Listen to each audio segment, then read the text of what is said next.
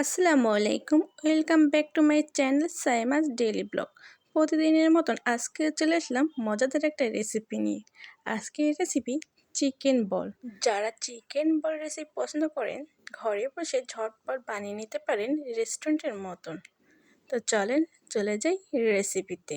তো এখানে আমি মাংসগুলো ছোট ছোট করে কিউব করে কেটে নিয়েছি। চিকেন বল রেসিপিতে মাংস অবশ্যই দরকার। তো এখানে আমি মাংসগুলো কেটে নিয়েছি। চিকেন বল বানানোর জন্য এখানে নিয়েছি আমি রুটি বল। চাইলে আপনারা পাউরুটি নিতে পারেন। উপরের ব্রাউন আকারের অংশটুকু আমি ফেলে দেব। তো এটা আমি সবগুলো ছাড়িয়ে নিয়ে তো আমি এখানে একটা ছুরি দিয়ে এগুলো পিস পিস করে সবগুলো কেটে নিব।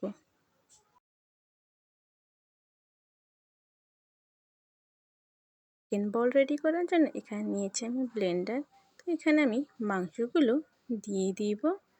আগে থেকে কেটে রাখা পাউরুটিগুলো এখানে আমি দিয়ে দিব।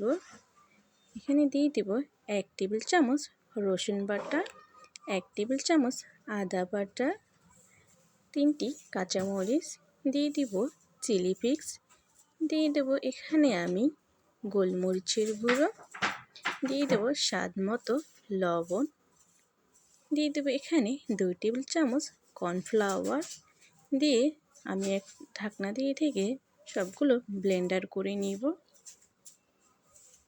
তো সবগুলো ব্লেন্ডার করা হয়ে গেছে। তো আমি একটা প্লেটে সবগুলো ঢেলে নিব। এখন আমি হাতে একটু তেল ব্রাশ করে একটুখানি নিয়ে ছোট্ট করে রাউন্ড করে নিব।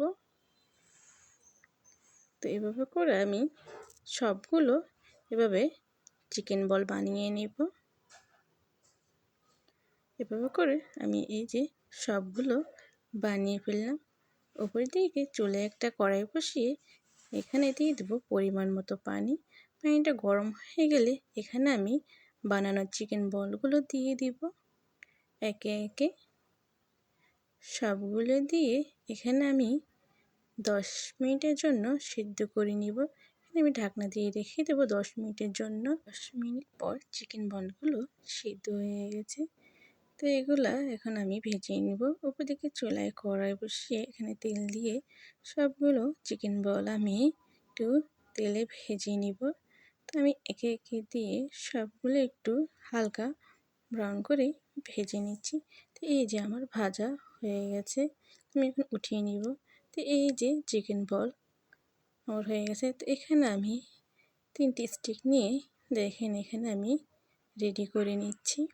তো এতক্ষণ পর্যন্ত ধৈর্য নিয়ে ভিডিওটা দেখার জন্য অসংখ্য ধন্যবাদ।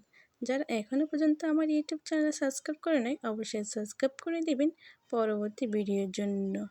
তো সবাই ভালো থাকবেন, সুস্থ থাকবেন। আল্লাহ হাফিজ।